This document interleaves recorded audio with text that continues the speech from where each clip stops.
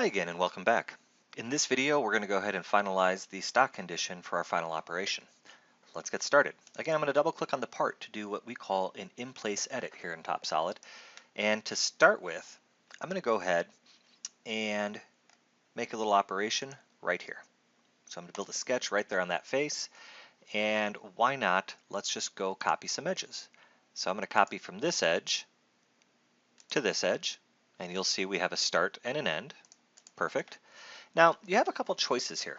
You can just leave the curve as it is and trim the model, or we could remove the constraint there and drag and drop it to the extremities. Let's just do that on one side just so you can see how I did that. I window selected the point, hit delete on my keyboard, and then I dragged and dropped the point up to this edge, which the software turned into a new coincident relationship.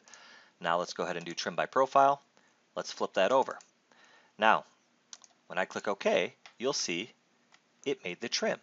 But let's undo that once and have a look. You'll notice this curve is not extending all the way through the material. When I do trim by profile, we have an option here called extended profiles. If that's not turned on, you'll see the preview goes away, which is your way of knowing the operation won't work. But if we turn that on, TopSolid takes care of the heavy lifting for you. Kind of cool. From there, I just need to trim away this outside profile here. So let's do that the easy way. I'm going to go ahead and just sketch right there. We'll copy that profile up there. That'll be fine. Oops. I want to be on that mode, sorry. I want that profile. Perfect. And again, let's maybe offset out this profile.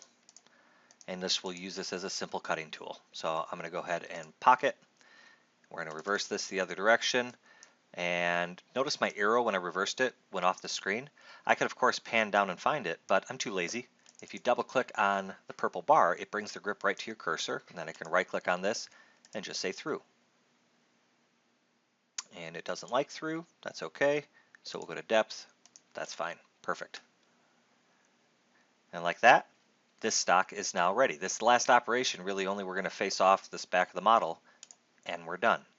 So like that, now we have prepared all 4 positions of this part for the stock that's going to be present at each of their machining positions. In the next video, we'll start designing the fixture around all of it.